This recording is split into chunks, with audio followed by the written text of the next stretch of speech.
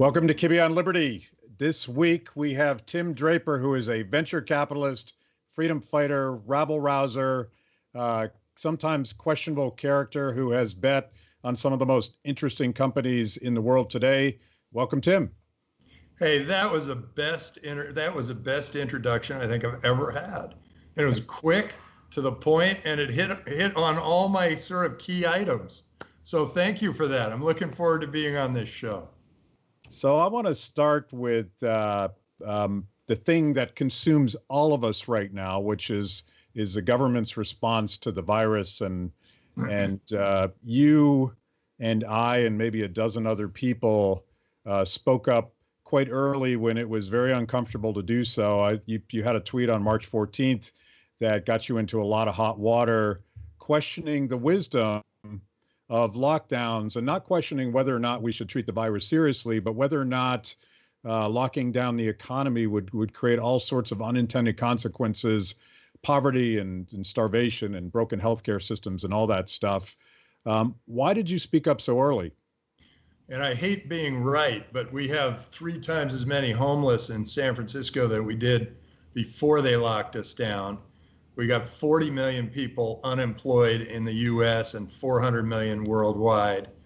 That and every 5,000 unemployed creates a lot of poverty, a lot of suicides, I think we were right in saying that the cure is worse than the disease back then. And I think we're even more right now. And I think the government has gone through a learning process, and hopefully they've learned from their mistake. I don't think you'll ever see a politician admitting that it was a mistake. Instead, they'll sort of backpedal and sort of say, oh, yeah, good, we finally were rid of this disease and now you can go back to life as normal, but we still want you to wear masks and stay 6 feet apart and all that stuff. It's not healthy. This is not good for people. It's not good for society. And particularly in a country that says we are the land of the free and the home of the brave, we're running scared. We're the land of the meek and the home of the fearful. This is not healthy. And we are letting this virus, in effect, destroy 200 years of making this country. This is worse than I ever imagined it would be. And I said the cure was going to be worse than the disease back then. I had no idea how bad it was going to get. And I'm always projecting out ahead, because I spend my life as a venture capitalist meeting with people who are saying, 5 years from now we're going to do this, 10 years from now we're going to do this. I don't have as tight a feeling of what's going on right now in the world as a lot of people who are have given their brain to the news. And that's what they do, by the way. It's like they're just parroting what they hear in the news, and they think that that's what they're supposed to do. I think that really we are in bad shape, and I think some governments are even taking advantage of this to control the population even more than they did before. And, it used to be that this was the land of the free and the government was us. It worked for us. And now it feels like we work for the government. And the government's telling us what to do. You got to put a mask on. You got to stay 6 feet away. We're not going to let you open your office. We're not going to let you eat in a restaurant. We're not going to let you travel on airplanes. We're not going to let you do all this stuff. And they're thinking they're saving lives. They're killing people. And now I'm looking. I'm saying, okay, finally they're lightening up, but they're leaving us with 40 million people unemployed in this country. This is really, really awful. And we're supposed to be free and brave, which means, hey, take the heat. Don't worry about, a few germs flying around. Maybe if you're at risk, first, I think it is government that should should inform, they should educate, they should do those things, but they should not regulate. They should not tell us what to do. Look, if I am over 60, if I feel that I'm at risk, it's on me to go protect myself and put myself in isolation, and so that I don't have, it's not on you, government, to tell me what to do. You can inform me. You can say, hey, look, you're going to be better off, less likely to get this thing than if you do these things. Great, thank you for that. But I would rather die than give up the freedom that we had, that for my grandchildren and their children and their children. I want that freedom. I want it back. And it is driving me crazy. And all of a sudden today, government's about to put a muzzle on Twitter. What's that about? That's the First Amendment. That's free speech. What the heck are they thinking? This is scary beyond belief for me, and it should be for you. Yeah, it's deeply disappointing to me that so-called constitutional conservatives, Republicans, civil libertarians on the left, free speech used to be this thing that we didn't have to argue about that much, that everybody understood that we were allowed to speak up, we were allowed to question authority, we were allowed to question the sort of, the existing establishment paradigm for how to treat COVID, and now it's mostly Republicans going after Twitter, having had the Democrats sort of badger Twitter into this at the same time. I don't know who stands for free speech anymore. Yeah, and you'd think media would. You'd think the media would be going, hey, we need our free speech. But they're saying, well, maybe we can put a damper on that social media who aren't giving the straight scoop, and we know we're the straight scoop. They have that feeling like, well, we check all our facts and we do all of our work. And those people who are just typing things into Twitter, they don't do their work. They're just putting out opinions. Well, hey, so what? Let's let those opinions fly. If those opinions catch on, great. And if they're true, great. If they're false or they don't catch on, let them fall to the bottom. And you can do that with software. You can do it with technology. You don't have to do it with a governing sledgehammer. You don't have to force people to do something. You can do it with incentives or create the right environment, or do it with software. Like, hey, if you're Twitter and you feel like you're not providing enough valid information, let the things that are true rise to the top, and the things that are fake, push them away. That's not hard to do in software. So why do we really need our government to say, no, it's free speech, but no, free speech is free speech. You're either a free country or you're not a free country. And that is a very clear line. And the free country can talk bad about their government. They can talk bad about their fellow man. They can talk bad about whatever. And you're allowed to do it. And people have to kind of learn from it. I mean, boy, when people talk bad about me, I learn from it. I got all sorts of heat for saying that the cure is worse than the disease, or could be worse than the disease. But it turns out they're kind of coming back and going, you were right. Yeah.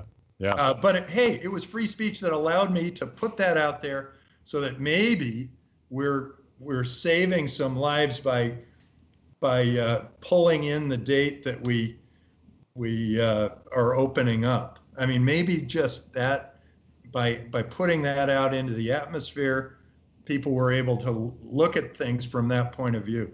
And look, the more points of view you get, the more you'll understand people, the more you'll understand how the world can work and what the opportunities are, and also how different and wonderful we all are. That's one of those great things that people don't appreciate. We're all so different, and we're all so wonderful, and we've survived evolution, and we've survived all these different ways of going through different things. we're the survivors. We're interesting. People are interesting. And the world has always been this tribal thing. I'm going on and on. Do you have a question? Well, I want to float a theory past you because I agree with you on Twitter, and I'm old enough to remember when Facebook and the Obama campaign's ability to successfully manipulate Facebook and micro-target voters was very much a celebrated thing. And then of course, Trump took over Twitter. And it seems part of this whole thing is the political power of social media and the democratization of information. But I think to your earlier point, I think the old media, the incumbents, the Walter Cronkites of the world that used to tell us that's the way it is, that they're nervous because citizen journalists can put out one tweet and sort of do their job for them. So I feel like this is sort of the old information monopolists sort of trying to grab back power from that democratization, and that clash between citizens and empowered citizens with technology versus incumbent institutions is something that you deal with on all your stuff. Yeah, I think that's right up where I'm thinking. And a couple of things came to mind. Fortunately, we have this thing that's this new decentralized world. The world used to be very tribal, and then all of a sudden the internet happened, and the geographic borders meant less and less as our businesses grew, and the world's wealth grew, and the quality of life grew, and all these great things happened. Well, now they're trying to clamp those things back down and put the genie back in the bottle and go back to tribalism, or a lot of governments are. The smart governments are saying, hey, we're open. Come here, do your work through us, because we're open. We don't, you can come and go as you please. You can build your business. You can do whatever. But we have a new company that's called Unstoppable Domains. And this may be the savior of free speech, which is it's unstoppable in that you can go get freepeople.crypto, and you can put anything you want on there, and it cannot be taken down. So there is now technology that is unstoppable. You can go to Unstoppable Domains, you can get your domain, and you can put anything you want up there, and the free speech police, which is a little bit of a... My producer is feverishly writing that down as we speak, because we've, as I think a lot of people promoting freedom, left, right, and center, however you want to define it, have run into the censors, and we've yet to have any of our YouTube videos taken down, but they will block them, or they will put a warning on top of them, and they'll try to correct all that, all of which, as you know, suppresses the traffic and the ability of people to find the things they want to do. Why don't we take a step back, and for people that don't know a little bit about your sort of investment history, you have sort of this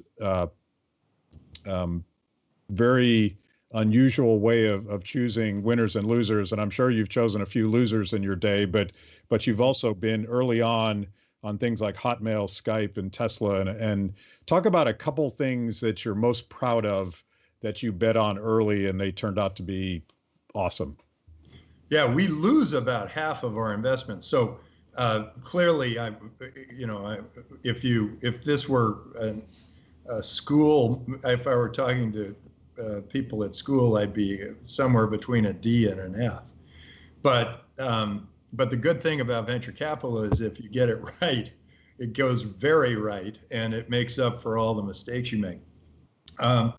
I'd say the ones I'm the most proud of are Hotmail. I came up with the idea of, they came up with the idea of free web-based email, and I came up with the idea of viral marketing, which was to put a message at the bottom of every email that was live, that people could click and sign up, and it spread Hotmail faster than any consumer product had ever been spread before, and it gave the whole world free communication. That was amazing. And then Skype did the same thing with video and audio. And I actually got to be on the first video Skype call in the history of the world. Now it's so easy, but back then they had to cut off 100,000 audio calls to get the bandwidth to put it together. So I'm very proud of those two. I'm also proud because I was the first Silicon Valley venture capitalist to go to China and to invest in China. And I was able to back Baidu, which was the Google for China. And it was a fabulous success, but it also brought all that information to these Chinese who had been living in the dark. And that was a fabulous investment. And then Tesla was fun because it had been 50 years since an American car company had been successfully started. And there was a junkyard of startups that tried. But I kind of had a good sense that electric cars were going to take off because I went in one, a hobbyist took me for a little ride, and they had to strap me in with 5 points. And I thought, what? It's just an electric car. And it took off like a rocket, stopped on a dime. The guy could spin it around. It was an amazing experience. And I thought, oh boy, this is better than a combustion engine. It starts and stops much faster. It's so much more fun and interesting. And then we figured out who the best electric car company would be. And we were lucky that we thought Tesla had the best technology, and it did. It turned out the other technologies were big battery technologies that blew up. These were many small batteries that were all interconnected. And then I'm proud of the transformation of finance that I've gotten involved in. I knew finance was going to go through some sort of a major change. And just the way I think governments are going to go through a major change now. But I knew finance would go through a major change. I didn't know how it was going to happen. So I backed Robinhood and Carta and AngelList and then a big bet on Bitcoin and a lot of the other cryptos. And so I'm very proud of that because we are in the process of transforming banking, finance, commerce. And that looks like it's going to be really interesting. It's also created a currency in Bitcoin that is global and open and transparent, very different from a dollar where you just saw a dollar drop 20% in value. I mean, it should be because we printed 9 trillion of them, like this because of the virus. And poof. 20% of the value you had in your dollars has just disappeared. You may not know it yet, but it did, and there has been a movement toward Bitcoin because of that. In fact, a lot of people, when they were trapped in their homes, started experimenting. They put Bitcoin wallet they've been exploding. The number of Bitcoin wallets out there the numbers are just going crazy.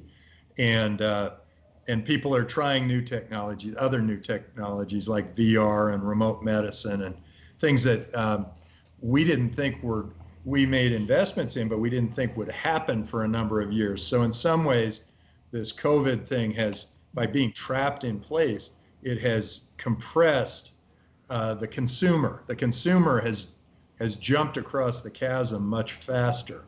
So if there's any silver lining to that, that's the silver lining. So you talked about sort of liberating the Chinese people with technology that allowed them access to information and got them out of the dark. But that sort of clash between the way that the Chinese government uses technologies now to rate their citizens and surveil them and control them, it seems like this and I want to talk a lot more about Bitcoin because I think this is sort of that test of what's going to happen. But what is your attitude about you can look at the dark side of technology, the way that governments use it to control people and sort of persecute them. And I think a lot of that's going on in China today, versus the sort of liberating effects of having information and knowledge and being able to self-organize and all the things that, and I tend to be the romantic on that side of things, but what do we do about governments that use this technology to target us? Other than overthrow them. We have, look, I was there at the very beginning when Deng Xiaoping said, some of us are going to get rich first and we're going to open the country. And he did, and he created a free market that opened up free market for more people in the world than any other leader had ever done. And that free market made China flourish through this incredible boom. And the people in China went from living off like one bowl of rice a day to living high and large and being able to travel and doing all these things. Well, then they had it going. They had the universe in their hands. And all of a sudden they get this leader who's a control freak, and he clamps down on the borders, and he doesn't let money leave, and he makes all the Chinese companies become, instead of Cayman or US, become Chinese companies, so then he can find them and control them, and the entrepreneurial community was so thriving and so exciting, and all of a sudden it's just been kiboshed. That has happened, and I think that these are two different things. One is, yes, technology can be used for good or bad. It can be used to control people or free people. When it's used to free people, people get wealthy. When it's used to control people, people get poor. And you get you now have a Chinese government that, I mean, God, I have no idea why they let this guy become president for life or whatever he made himself. But maybe it's just because they're willing to sort of let all this stuff happen, just the way the Americans are letting the government tell them to wear a mask and stay 6 feet away from each other and not leave and not move and not, yeah. I mean, I think the sheep will walk right off a cliff. I was actually, and the rest of us will get sucked in by that same, that sucking sound that happens when they all walk off the cliff. And hopefully a few of us will, keep our heads and think for ourselves and keep pushing for freedom. When I hear the military saying freedom isn't free, we have to do that. They are so right. I had no idea. I grew up in a country where I felt like the government was us and it worked for us and everything was great. And now I feel like I'm working for the government. And it was like 2004 that it all happened. And that may have been Sarbanes-Oxley or whatever. All of a sudden, our government in the US became this haughty, arrogant, we know better than you do, heavily regulatory organization that forces people to do something that happened to be a law 80 years ago, and somehow they tie it all together so that you have to work under more and more and more of these laws. There were so many breakthroughs recently. Okay, you go back to the internet. Our government was brilliant. They laid off. They let the internet run. It was a free market. They created this incredibly free market, and that created that huge boom, and all these amazing companies, Amazon, Google, whatever, they all came from that free, open, unregulated world, the internet. Well, what happened this time? Bitcoin shows up, and all of these cryptocurrencies, and the ability to do airdrops, or the ability to have a perfect ledger on a blockchain, or the ability to do smart contracts. And all of a sudden, we're dealing with some regulation, and they're somehow tying a regulation from 80 years ago to what has to happen now. And all of a sudden, airdrops, before they're even tested, are illegal. And you're ruining the chances for us to continue to lead the world in technology. Anybody who's doing airdrop technology, they had to leave. They probably went to Malta or Singapore or Estonia or someplace where it was going to be okay, or Japan. So they're not going to go to China. They're not going to go to the U.S. Yeah. That could be a big technology, airdrop technology. My God, that's how they should do all the. If we're going to do foreign aid, do it with airdrops. Don't give it to the leader. Yeah, it's going to happen one way or another, and that's one of the frustrations I think governments have, is that it feels like free people in technology, even in some of these very authoritarian regimes, are always one step ahead of the tyrants. And it might be a little hyperbolic to compare certain governors, maybe the governor of California, certainly the governor of New York, with President Xi in China, but they seem to be feeding on the power at this point. There's really no more logic about the lockdowns except that they're going to do it. And there's more than a couple politicians have sort of let slip out that this is an opportunity not to cure the American people of a virus, but to change the institutional structure in a way that expands government power. And that's where I want to go with this. And you mentioned Bitcoin, and I think the opportunity here is substantial in a way that maybe Barack Obama's chief of staff would have been proud of. Never let a crisis go to waste, right? And that the Fed is dropping all of this fake money. They're not even dropping it; they're injecting it through favored corporations and banks and things like that. 2.3 trillion. That's going to make. I think of it as like a snake eating a rat, and then the rat going through the snake's body, and eventually it gets dumped out to wherever that snake happened to be at the time. That money is not showing up.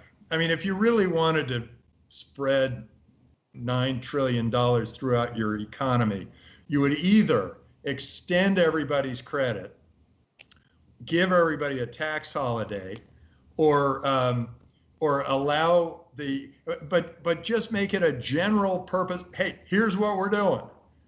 We're gonna extend everybody's credit, and we're gonna give out a tax holiday, and the industries, we're not gonna pick what's critical industry and not critical industry. I mean, please, shutting down what you think is a critical industry may not be the same as what I think is a critical industry. And about the politicians, they're just being politicians. I look and I think, is this on purpose, taking advantage of a crisis to try to control people, or is it on purpose taking advantage of a crisis to become more popular? And I would argue that it's the latter, and the longer they can keep it going, the more people will know their names. I think in some ways it has been very difficult for them. It's a tough thing to do, to make a call like this, particularly once the governors took over. And by the way, I think, I don't like that Trump's somehow changing free speech, but I did like how he handled the crisis. For 2 weeks, he said, okay, we'll do it for 2 weeks, then we'll leave it up to the states. The states should have followed the same model. They should have either said, okay, we're going to let you go, or we're going to push it down to the counties and the cities and the towns and let them figure out how they want to handle it. But a lot of the states just sort of kept it at the state level, and I don't think that's a healthy way to go. And I'm just hoping that the politicians are just doing it to keep high name ID, and they're not doing it to try to control the population. I think they're good-hearted. I think they're trying the best they can. They may not have seen that. They may not have weighed the pros and cons the way I would have. I mean, I weigh those pros and cons, and I say, hey, I think we let the virus spread. We get herd immunity, and I'm over 60, so maybe I'm at risk doing that. But then on the other hand, I want businesses to stay open. I want people to keep traveling. I want them to keep going to restaurants. I want that. I mean, we build up this amazing life and it's been torn down in 3 months. Yeah, it's amazing, and I think your point that politicians are just being politicians, and they face incentives. They want to be popular. They definitely don't want to get blamed if something goes wrong. So they're sort of locked in this bet that they made because they and they have to claim victory. Yeah, they have to claim like we've been victorious. We've beaten the virus. World War III was a virus, and now we don't have it anymore, and it's because we made you wear those masks, and I'm actually hoping they do declare victory, because then the masks come off.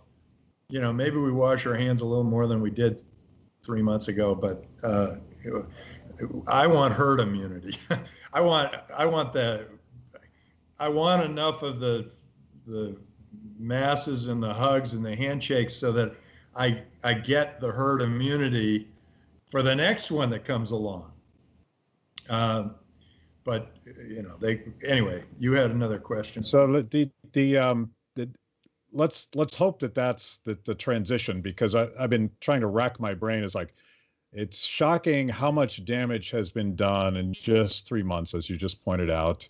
And politicians, a lot of the lockdown governors are sort of trapped in this situation where they have to declare victory, but they also promise that not a single person would suffer from the virus, which was never an honest or realistic goal. So the question is, moving forward, will free people be allowed to sort of reorganize and clean up the mess and get back to work? And there'll be a lot of business failures, but of course, with every failure comes an opportunity. My biggest fear is that those same politicians are going to micromanage the recovery, and that's even more dangerous than how they broke the economy. Yeah, I hope they hear you. I think they need to need to now rebuild the economy. They need to and they think, oh, economy's fine. Stock market's gone up because of this. We got all this $9 trillion. It was free, jumped right into the marketplace. Everything's fine. They're going to find that that's not really the case. They're going to be homeless at their doorstep. They're going to be, you don't have 25% of your population not working and have a healthy economy. It just doesn't happen. And how do you create a great economy? You free it up, you open it up. And I feel like our politicians are at a fork in the road, and neither the Democrats nor the Republicans know exactly which side they're going to take. They know they're going to take the opposite of what the other party takes. So they don't know what they're going to be doing, but and some believe more in freedoms of one type, and some believe in freedoms of another type. Now's the time to create those freedoms. Let them rip, because you need, more than anything, you need 40 million people reemployed in the US. Outside, you need 400 million reemployed. But you need them reemployed, and to get them reemployed, all the net new jobs always come from small business. You've got to get small businesses out there and let them go. Don't put a bunch of regulations that came from big business down on the small businesses. A big business can take a little bit of regulating. They've got people that go to government and talk to them about, they lobby them, they negotiate with them, they do all that. Well, the small business guy doesn't have a voice there. And he's the one he or she is the one who's going to create all the net new jobs. So what do? You got to let the regulations go. You got to say, okay, it's a fair and free economy. You guys get everybody employed. Then if something starts really going wrong, then you can come back and say, well, we got to regulate this or that or whatever. But it's got to go seriously wrong for a lot. It's got to mess up a lot of people before it's worse than what we've got with 40 million unemployed. This is a real crisis.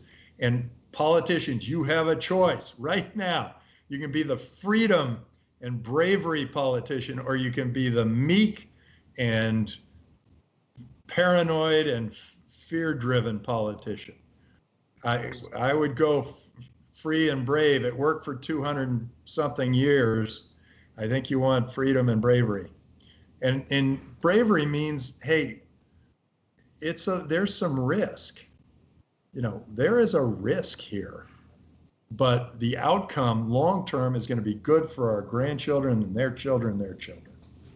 So you've championed in three specific things that I'm thinking about, both in your investment strategy and your public policy opinions, and I want to go through all three of those as a sort of we could talk doom and gloom about how broken the economy is, but the finance system is broken, the education system is broken, and in a lot of ways we've broken our healthcare system with a lot of mandates prohibiting elective surgeries, and a lot of California hospitals are on the verge of bankruptcy.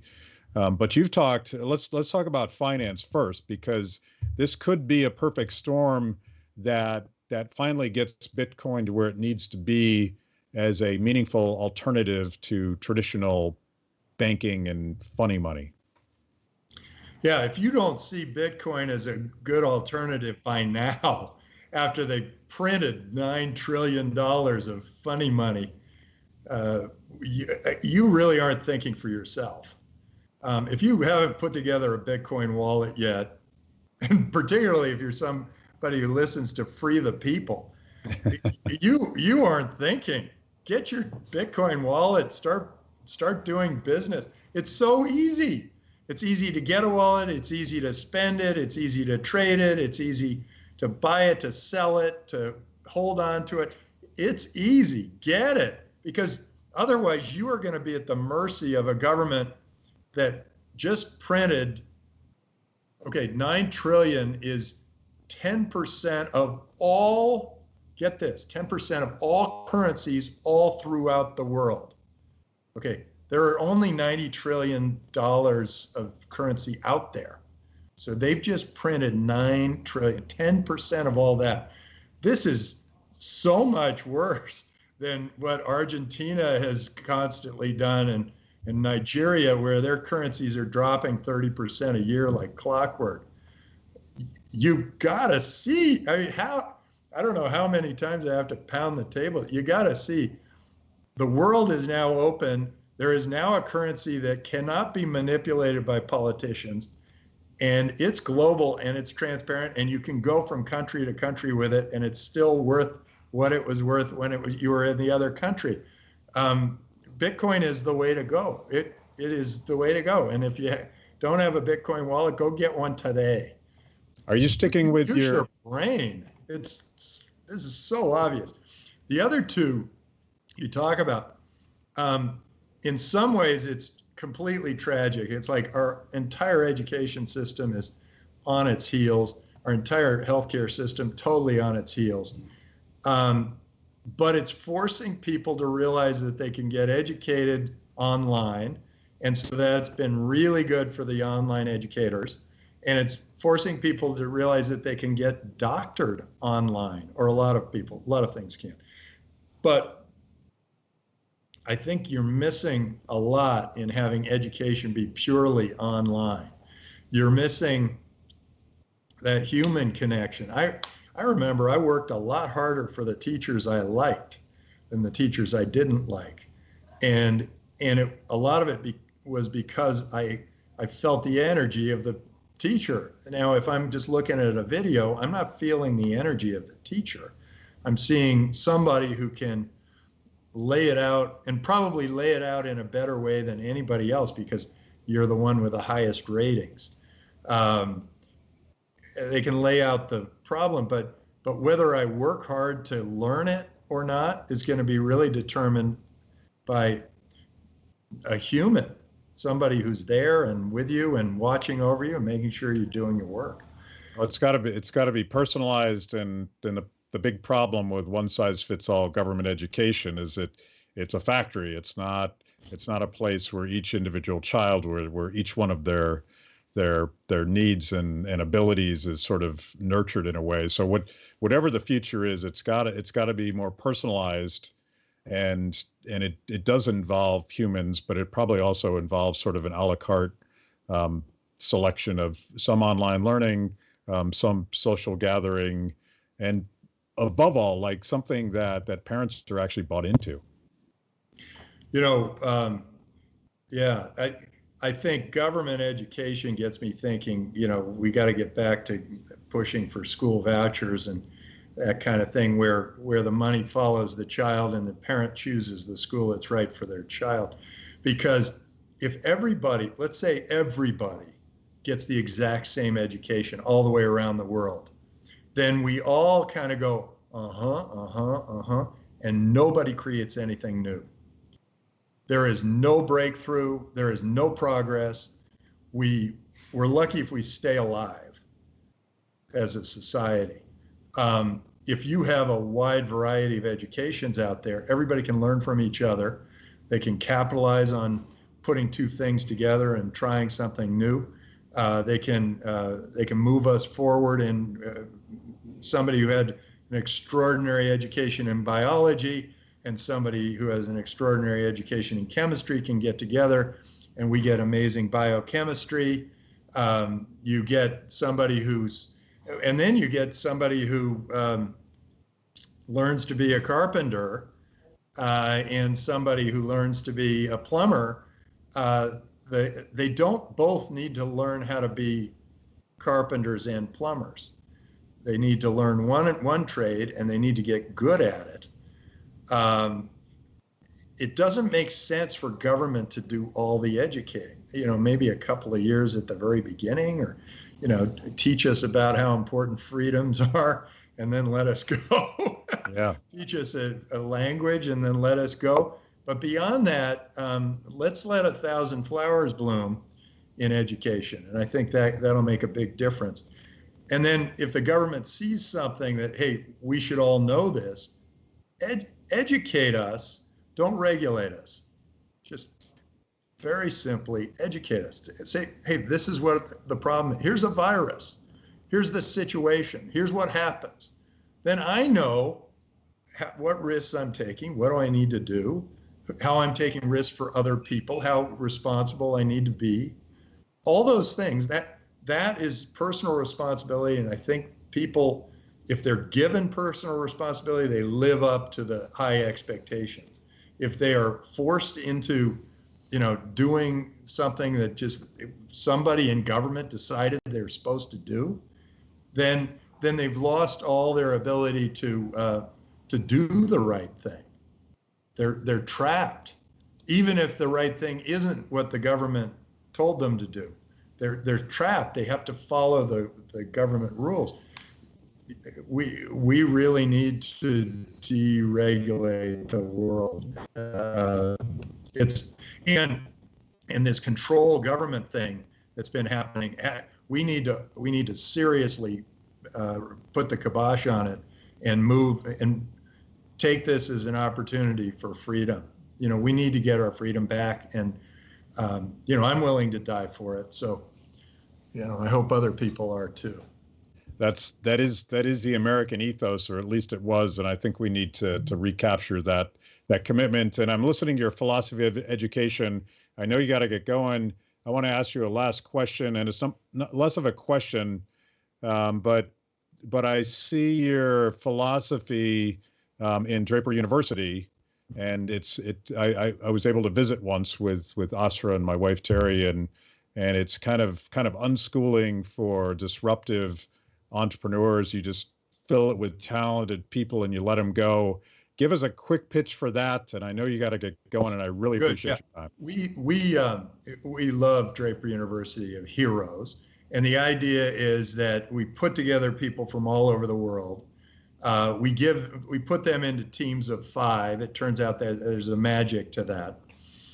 And then we give them challenges, and the challenges have an endpoint, but we don't tell them how to get there.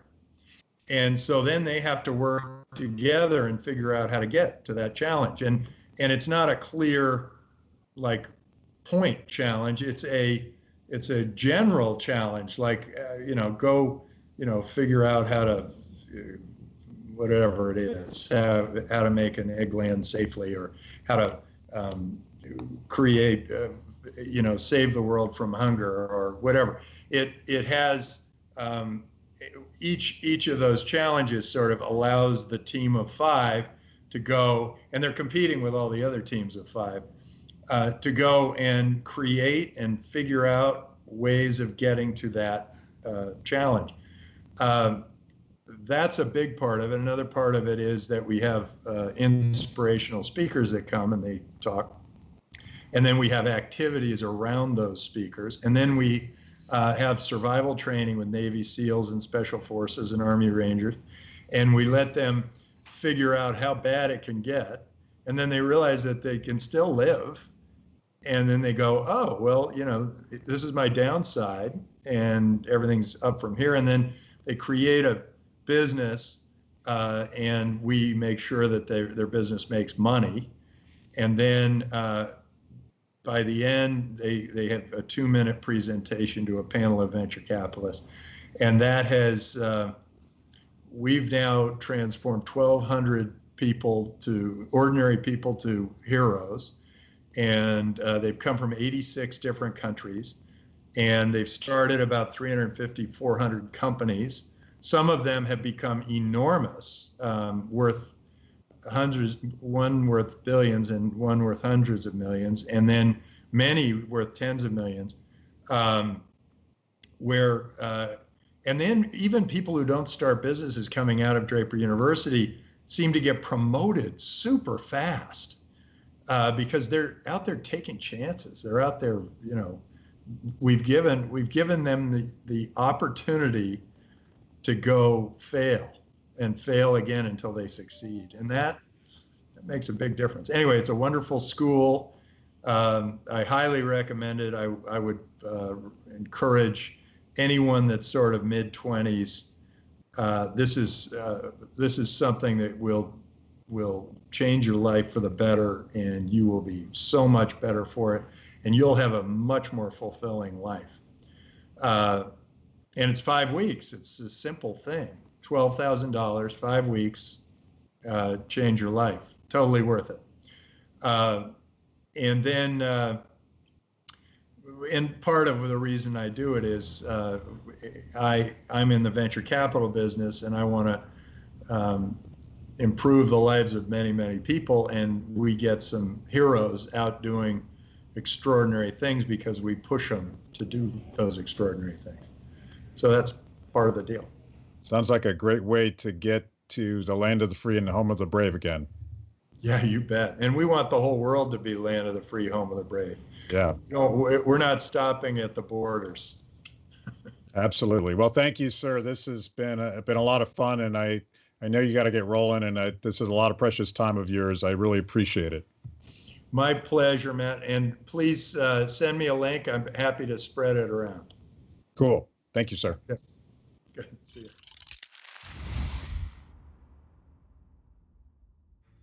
Thanks for watching Kibbe on Liberty. By now, you know this is the most important event of your week. So make sure you subscribe on YouTube. Click the little bell so you get notifications. Kibbe on Liberty, mostly honest conversations with mostly interesting people.